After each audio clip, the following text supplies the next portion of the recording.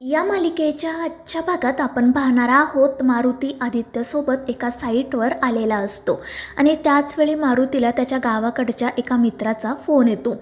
मारुती आनंदाने call receive करतो आणि त्या मित्राची चौकशी करू लागतो. तर तो मित्र मोठ्या अभिमानाने मारुतीला सांगत असतो की माझं तर सगळं एकदम सुरू आहे, चांगला मोठा बिझनेस आहे, 40 एकर जमीन आहे, एकदम वेल सेटल आहे मी. आणि ते ऐकून मारुती म्हणतो की अरे बघ ना, आपण दोघांनी एकत्रच गाव सोडलं होतं, तू इतका मोठा माणूस झाला आणि मी मात्र ड्रायव्हर, तो ड्रायव्हरच राहिलो.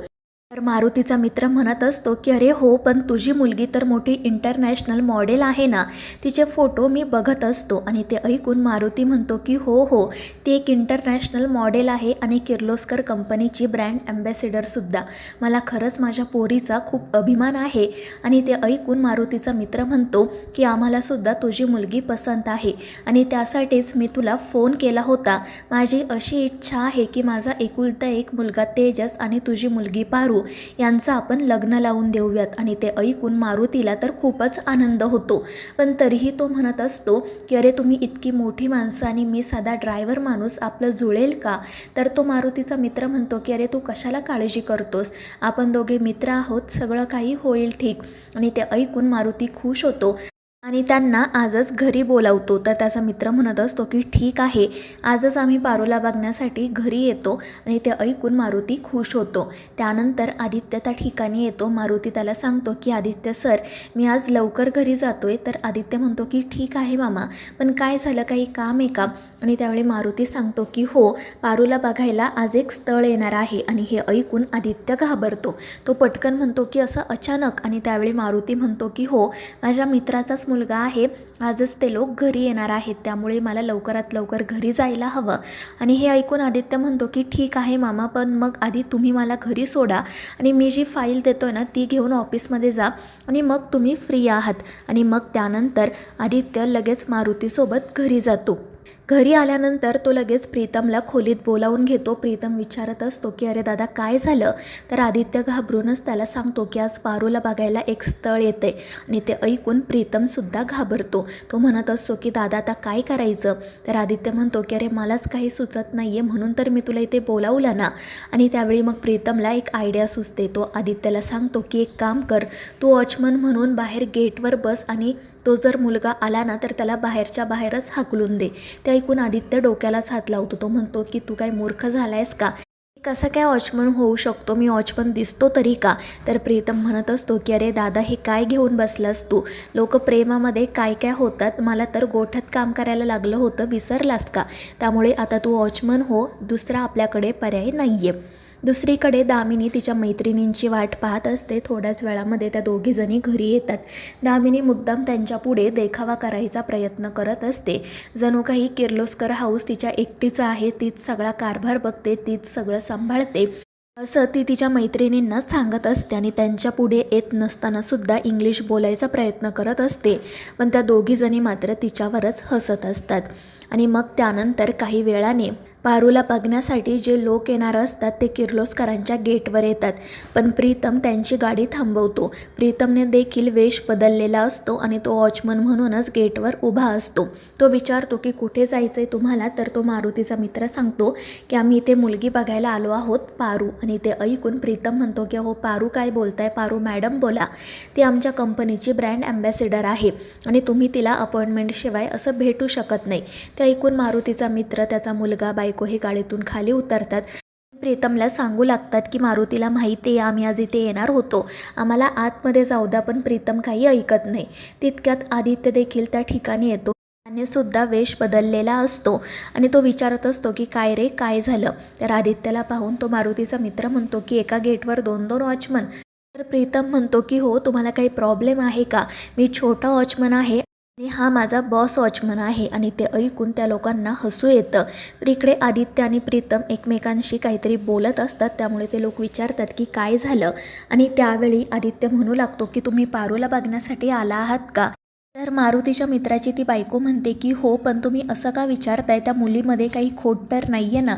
तर प्रीतम म्हणतो की नाही नाही, खोट वगैरे काही नाही, पण अमावस्येच्या रात्री थोडा तिला त्रास होतो. आणि ते ऐकून ते लोक खूपच घाबरतात आणि काय झालं आहे हे विचारतात. तर प्रीतम आणि आदित्य सांगू लागतात की अमावस्येच्या रात्री ती मुलगी अगदी वेड्यासारखी वागू लागते, जे दिसेल त्याला धरून आपटते. आणि हे ऐकून ते लोक तर खूपच घाबरतात. त्यानंतर मग आदित्य असंही सांगतो की पारू मॅडमला ना झोपेत चालण्याची सवय आहे. एकदा तर त्या रात्रीच्या घरातून निघून गेल्या होत्या आणि सरळ सकाळी घरी आल्या होत्या. आणि हे ऐकून ते लोक तर अजूनच घाबरतात. दुसरीकडे दामिनी पारूचा अपमान करण्यासाठी तिला तिच्या मैत्रिणींच्या समोर बोलवते. पारूला बघून त्या दोघेजणी खूप खुश होतात आणि दामिनीला विचारतात की अगं ही तर इंटरनॅशनल मॉडेल आहे ना, मग तुम्ही हिला घरातली कामं कसं काय सांगता. तर दामिनी म्हणत असते की अगं कशाची इंटरनॅशनल मॉडेल, हिचा बाप आमच्याकडे नोकर आहे आणि ही सुद्धा आमच्याकडे नोकरच आहे. मीच हिला इंटरनॅशनल मॉडेल बनवलं आहे, पण ही आमच्या घरातली सगळी छोटी मोठी कामं करत असते. आणि दामिनीच्या अशा बोलण्याने पारूला वाईट वाटतं. ती मनाशी म्हणत असते की दामिनी मॅडम असं का वागतायत, जर हे सगळं देवी आईंना समजलं तर यांची काही खैर नाही. दुसरीकडे आदित्य आणि प्रीतम या लोकांना तेथून घालवण्याचा खूप प्रयत्न करत असतात. मात्र मारुतीचा मित्र म्हणतो की आम्ही मारुतीला आणि पारूला अगदी व्यवस्थित ओळखतो आणि आम्हाला पारू पसंत आहे. जरी तिच्यात काही दोष असेल ना तरी आम्हाला काही प्रॉब्लेम नाही. आणि ते ऐकून त्याची बायको मात्र म्हणते की हो असं काय बोलताय तुम्ही, त्या पोरीमध्ये एकही गुण नाही आहे. मात्र मारुतीचा मित्र म्हणतो की अगं गुणांना काही चाटायचं आहे का, ती पोरगी इंटरनॅशनल मॉडेल आहे, तिच्या पायात लक्ष्मी आहे. विचार कर, जर ती आपल्या घरात आली तर आपल्याकडे किती पैसा येईल. आणि मग त्यानंतर त्याचा तो मुलगा देखील म्हणतो की हो पप्पा, मला सुद्धा पारूसोबतच लग्न करायचं आहे. आणि मग ते सरळ घराकडे जाण्यासाठी निघतात. त्यामुळे आदित्य आणि प्रीतम घाबरतात. दुसरीकडे दामिनी पारूला फरशी साफ करायला सांगत असते. पारू तिला म्हणते की दामिनी मॅडम, मी फरशी सकाळीच पुसून घेतली आहे. पण मग दामिनी मुद्दाम खाली फरशीवर सरबत सांडवते आणि पारूला ते साफ करायला सांगते.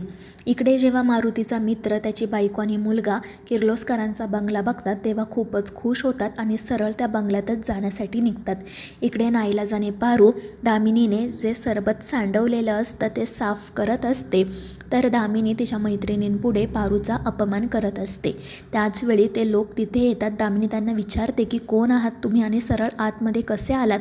आणि त्यावर तो माणूस सांगतो की आम्ही इथे पारूला बघण्यासाठी आलोय. आणि हे ऐकून पारूला धक्काच बसतो. ती घाबरूनच त्यांच्याकडे पाहू लागते आणि पारूला अशी घरातली कामं करताना पाहून त्या लोकांना देखील आश्चर्य वाटते. तर दामिनी म्हणत असते की तुम्ही कोणत्या पारूला बघण्यासाठी आला आहात, हिला का, कारण आमच्याकडे ही एकच पारू आहे. त्यावर तो मारुतीचा मित्र म्हणतो की अहो ही तर इंटरनॅशनल मॉडेल आहे ना, मग ही इथे अशी घरातली कामं का करते. आणि मग दामिनी पुन्हा त्यांच्यासमोर पारूचा अपमान करायला सुरुवात करते. ती म्हणत असते की मॉडेल वगैरे काही नाही, ही आमच्या घरातली नोकर आहे. हिचा बापसुद्धा नोकर आणि ही सुद्धा नोकरच. तुम्हाला बघायचं आहे का ती कशी फरशी पुसते ते, बसा तुम्ही बघा. जर तुम्हाला तुमच्या घरी फरशी पुसण्यासाठी कोणी हवं असेल ना तर हिला तुम्ही घेऊन जाऊ शकता. आणि पारूचा हा होणारा अपमान आदित्य आणि प्रीतम बाहेरून पाहत असतात. आदित्य तर खूपच चिडतो, पण प्रीतम त्याला शांत राहायला सांगतो. इकडे दामिनीची बडबड सुरूच असते. ती त्या सगळ्या लोकांसमोर पारूचा अपमान करत असते. आणि त्याचवेळी मारुती त्या ठिकाणी येतो. त्याला पाहून मारुतीचा मित्र खूपच चिडतो आणि म्हणतो की अरे काय मारुती, तुझी मुलगी तर इथे मोलकरीण आहे, तू आमच्याशी खोटं का बोलला. मग ते सरळ घरातून बाहेर पडतात. मारुती त्यांना समजावण्यासाठी बाहेर जातो आणि तितक्यात श्रीकांत त्या ठिकाणी येतो. त्याला सगळा प्रकार समजलेला असतो, त्यामुळे तो दामिनीवर खूप चिडतो. तो तिला म्हणत असतो की अगं तुला पारूचा अपमान करायची काय गरज होती. हे जर अहिल्याला समजलं ना तर ती तुझ्या कानाखाली मारेल, एवढं लक्षात ठेव. आणि ते ऐकून दामिनी घाबरते. दुसरीकडे मारुती त्याच्या त्या मित्राची मनधरणी करत असतो. त्याला म्हणत असतो की अरे मित्रा, काहीतरी गैरसमज झाला आहे तुझा आणि मला कळत नाही की तू सरळ बंगल्यात का गेला. मी तुला सांगितलं होतं ना आम्ही त्या क्वार्टर्समध्ये राहतो ते. मात्र तो माणूस काही ऐकून घ्यायला तयारच नसतो. तो उलट मारुतीलाच म्हणत असतो की अरे तुझी मुलगी तर मोलकरीण म्हणून काम करते आणि तिला मी माझ्या घरची सून करून घेऊ का. तर मारुती म्हणत असतो की अरे तिच्यावर कोणी जबरदस्ती केली नाही आहे, तिला आवडतं म्हणून ती घरात काम करते आणि खरं तर ती कंपनीची ब्रँड ॲम्बॅसिडरच आहे. मात्र ते लोक काही ऐकून घ्यायला तयारच नसतात. आणि मग तो मुलगा देखील म्हणू लागतो की काय पप्पा, माझ्या पाठीमागे तर मुलींची रांग होती, पण तुम्हालाच ती इंटरनॅशनल मॉडेल आपल्या घरामध्ये सून म्हणून आणायची होती ना. पण बघा ती कशी दरिद्री मोलकरीण आहे, मला अशा दरिद्री मोलकरणीसोबत लग्न करायचं नाही आहे. आणि त्याचं असं बोलणं ऐकून मारुती खूप चिडतो. तो म्हणत असतो की हे काय बोलताय तुम्ही, माझी पारू दरिद्री नाही आहे, तिच्या पायात लक्ष्मी आहे. आणि ते ऐकून तो मुलगा म्हणतो, हो का, मग ती लक्ष्मी तुमच्या जवळच ठेवा, अशा दरिद्री मुलीसोबत आम्हाला नाही लग्न करायचं. आणि नेमका आदित्य त्यावेळी त्या ठिकाणी येतो आणि हे सगळं ऐकतो. तो त्या मुलावर खूपच चिडतो आणि सरळ त्याच्या कानाखाली मारतो. तर मित्रांनो, या मालिकेच्या पुढील भागांच्या अपडेटसाठी आपल्या चॅनेलला सबस्क्राईब करा.